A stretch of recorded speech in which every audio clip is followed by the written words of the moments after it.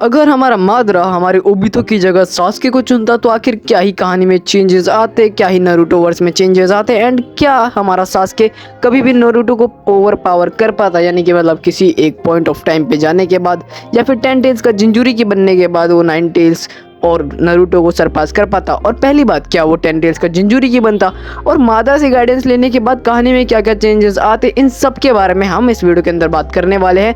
And यहाँ पे मैं सबसे ज़्यादा बेसिकली पॉइंट आउट करने वाला हूँ कि सास्के की स्ट्रेंथ किस लेवल तक पहुँच जाती, एंड उसे कंपेयर भी किया जाएगा कि आखिर ये सारी चीज़ें होने के बाद क्या हम एक अच्छा फ्यूचर देख पाते, क्या हमें एक अच्छा वर्जन मिलता हमारे 4th ग्रेड निंजा वॉर का। एंड सबसे मेन बात कि अगर ओबिटो की जगह सास्के आता तो क्या ये मादरा के लिए बेनिफिशियल होता या फिर नहीं, मतलब अगर वो ओबिटो की जगह सास्के को चुनता तो क्या सास्के उसको जितवा पाता, यानी कि इन्फिनिट त्सुकियोमी को कास्ट करने में ज़्यादा हेल्प करता, और क्या हमारा प्यारा सास्के कभी भी सरपास कर पाता हमारे ओबिटो को after taking the guidance from Madara Uchiha. और एक काफ़ी ज़्यादा डिबेटेबल पॉइंट है जिसके बारे में आज हम इस पूरी की पूरी वीडियो में बात करने वाले हैं। मैं ये भी जानने वाला हूँ कि आखिर सास्के को क्या क्या पावर्स मिलती और क्या क्या चीज़ें उसको गाइडेंस के बाद मिलती और क्या उसका स्ट्रेंथ लेवल हो जाता, क्योंकि हम जानते हैं कि ओरोचिमारू से ट्रेनिंग लेने के बाद भी हमारा सास्के काफ़ी ज़्यादा स्ट्रॉन्ग बन गया था कि वो 1v1000 शिनोबीज कर पा रहा था बहुत इजीली।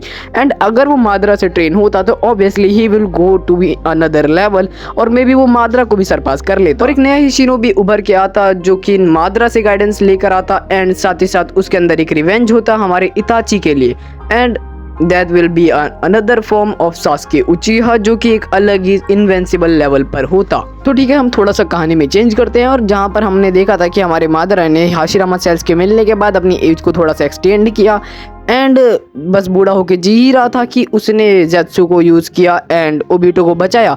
पर इस वाले सिनेरियो में वो देखता कि भाई इताची ने अकेले ही पूरा का पूरा मैसेकर करा है बिना ओबिटो के हेल्प के, एंड उसने ओबिटो को कहीं अलग ही छोड़ दिया। ओबिटो मर चुका है, मतलब उस पत्थर के नीचे दब के ओबिटो मर चुका है। एंड इस पॉइंट ऑफ टाइम पे मैसेकर होने के बाद जो कि हमारा इताची अकेला भी संभाल सकता था, उसके बाद हम लोग देखते कि हमारा जो सास्के है वो एक बहुत ज़्यादा रेज में आ जाता, वो अकेला पड़ जाता। एंड इस दर्द को और इस सहनशीलता को देखकर हमारा मादरा चूज़ करता कि सास्के एक अच्छा शिनोबी है उचिहा के भविष्य के लिए और इन्फिनिट त्सुकियोमी कास्ट करने के लिए एक अच्छा वारिस है, मतलब अच्छा डिसिपल है।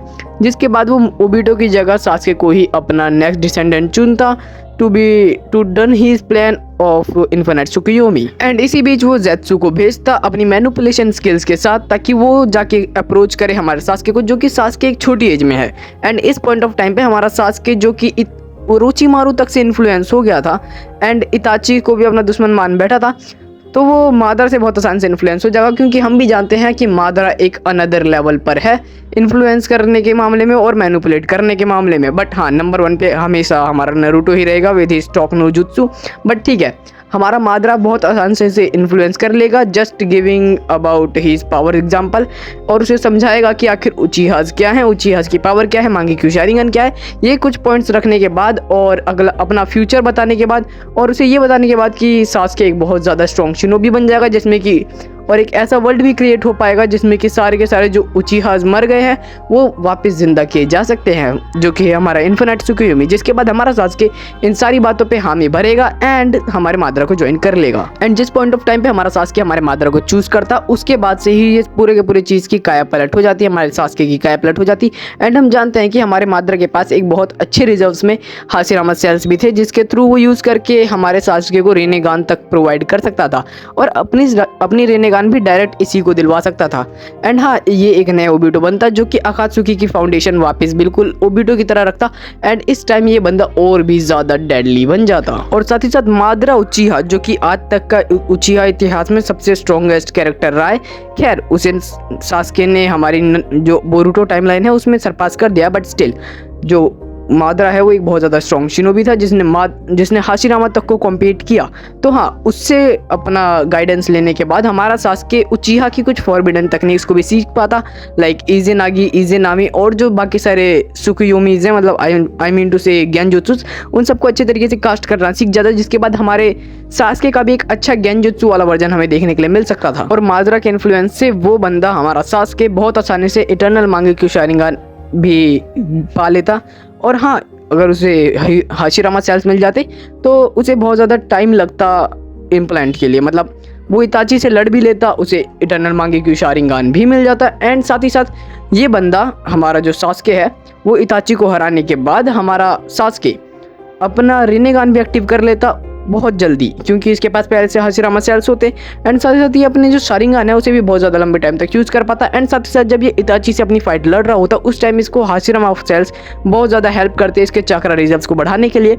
एंड साथ ही साथ इसको ज़्यादा देर तक अपने शारिंगान को एक्टिव रखने के लिए, जिसकी वजह से इसको इताची के अगेंस्ट जो फाइट हुई थी उसमें भी बहुत ज़्यादा अपर हैंड मिल जाता। एंड उस फाइट को क्लियर करने के बाद हमारा जो सास्के है वो अपना इटर्नल मांगेक्यू शारिंगान अवेक कर लेता है। एंड उसके बाद हमारा माद्रा उसको हेल्प कर देता और उसे बता के रखता कि आखिर उसे इटर्नल मांगेक्यू शारिंगान को अचीव करने के बाद आखिर क्या क्या प्लान को एग्जीक्यूट करना है। जिसके बाद हमारा जो सास्के है वो सारे के सारे टेल्ड बीस्ट को अपने अंदर लेने की कोशिश करता है, अपने अंडर रखने की कोशिश करता है। एंड उन सारों की पावर्स को यूज़ करके गेटो फोर्स को इमर्ज करने की कोशिश करता है एंड 10 टेल्स को जिंदा करने की कोशिश करते हैं ये लोग।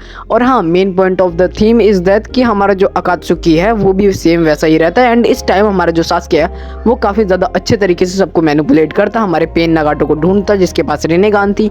एंड हाँ, उनको अच्छे तरीके से समझाता कि आखिर क्या क्या करना है। एंड इस टाइम पर ये बंदा भी अकात्सुकी को लीड कर रहा होता। और हमारा सास्के बहुत अच्छे तरीके से रीएनिमेशन जुत्सु के बारे में जानता है, तो वो काबुटो को कभी भी पकड़ के ला सकता था और रीएनिमेशन कराकर डायरेक्ट माद्रा को जिंदा कर देता है एंड अपने प्लान को काफ़ी अच्छे तरीके से एग्जीक्यूट करते हैं। एंड साथ ही साथ हम लोग देखते कि हमारा जो सास्के है वो इन सारी चीज़ों को काफ़ी बखूबी अच्छे तरीके से निभाता है एंड अपना पावर लेवल काफ़ी ज़्यादा ऊपर लेके चला जाता है, जिसमें कि उसके जो कॉम्रेड स्किल थी वो ऑलमोस्ट माद्रा तक पहुँच गई थी। एंड साथ ही साथ वो जो अपना स्वॉर्डमैन स्किल थी वो जो कि उसने खुद इनहेरिट करी थी, जो कि उसे मतलब ओरोचिमारू ने कभी नहीं सिखाया था, वो उसने खुद सीखी थी, वो उसकी सेम रहती। And he will become a deadly weapon, जो कि बिना चक्रा के भी एक बहुत बड़ा पावरफुल सोर्स रहता है। एंड साथ साथ उसके पास चक्रा का भी एक बहुत अंधा सोर्स रहता है, जस्ट बिकॉज उसके पास हाशिरामा सेल्स है एंड वो सारे के सारे टेल बीज को भी कैप्चर कर लेता ऑलमोस्ट।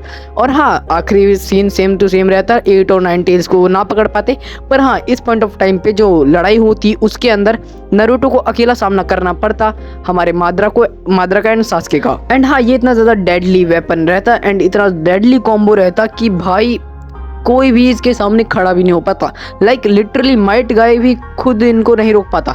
एंड जैसे ही हमारे जो सास्के है वो 10 टेल्स की पावर्स को इनहेरिट करने की कोशिश करता है एंड उसे अपने अंदर लाता एंड जुबिदारा फॉर्म को काउंटर करता एंड अपने अंदर 10 टेल्स को जिंजोरी के बनता।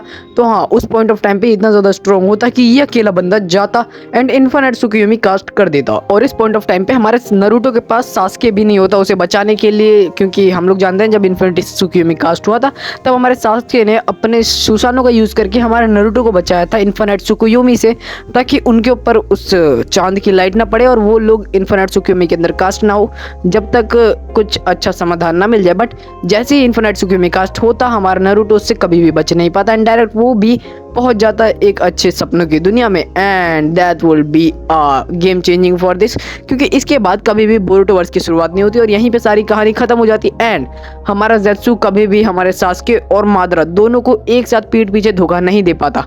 एंड हाँ, हम लोग जानते हैं हमारा नारुतो काफ़ी कोशिश करता है हमारे सास्के को इस पूरे के पूरी जर्नी में चेंज करने की, उसे इताची का पास्ट बताने की, पर ऑब्वियसली नारुतो खुद इताची का पास्ट नहीं जानता था। और अगर कोई जानता भी और अगर फिर भी वो सास्के को चेंज करने की कोशिश करता वो नहीं होता, क्योंकि माद्रा जैसा मैनिपुलेटर और सास्के की इतनी अच्छी स्ट्रेंथ के बाद वो अब हमेशा से सिर्फ और सिर्फ इन्फिनिट त्सुकुयोमी कास्ट करना चाहता, जिसके अंदर वो अपने भाई से मिलना चाहता। एंड इस सब के होने के बाद अपनी पूरी स्टोरी का सबसे स्ट्रॉन्गेस्ट कैरेक्टर आज तक का सिर्फ और सिर्फ सास्के उचिहा रह जाता। And that will be the awesome and the freaking thing.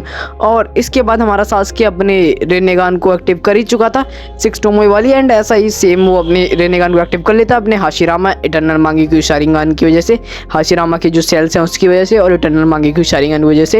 And that will be a deadly combo with his strength like Madara. और इसके अंदर ये बंदा कभी भी इज़ेनागी और इज़ेनामी का भी यूज़ कर सकता है, जो कि एक डेडली वेपन है। मतलब लाइक अगर ओत्सुत्सुकी एक बार को इसके सामने आते भी हैं तो भी ये इज़ेनागी या इज़ेनामी का यूज़ करके उनसे भी काउंटर कर सकता है। तो हाँ, ये बहुत ज़्यादा बहुत ही ज़्यादा एपिक सी स्टोरी लाइन बन जाती। और ये स्टोरी लाइन एक लाइक तो डिजर्व करती है, तो लाइक कर दो, एक प्यारा सा कमेंट कर दो। और हाँ, ज़रा कमेंट्स में ये भी बताओ कि आखिर आजकल आप कौन सा एनिमे देख रहे हो। मतलब मुझे भी पता चलना चाहिए कि आखिर मेरी ऑडियंस किस टाइप के एनिमेज को देखने में भी इंटरेस्ट ले रही है और कैसे नए नए एनिमेज आप लोग देख रहे हो। और हाँ, अगर आप किसी अंडररेटेड एनिमे को जानते हो जो कि काफ़ी ज़्यादा अंडररेटेड है, तो हाँ, आपकी आवाज़ मैं बनूंगा। मुझे कमेंट में उस एनिमे के बारे में बताओ जिसके बारे में हम लोग कुछ अच्छे तरीके से वार्तालाप करेंगे एंड हाँ, उसे एक अच्छे लेवल तक पहुंचाएंगे, उसको एक अच्छा फेम देने की कोशिश करेंगे इस चैनल पे। तो हाँ, एक अच्छा सा कमेंट कर दो अपने उस एनिमे के बारे में जो कि आपको अंडररेटेड लगता है और जिसको कि आप देखना चाहते हो कि वो भी फेमस हो और आप उसके बारे में भी बात कर सको किसी से।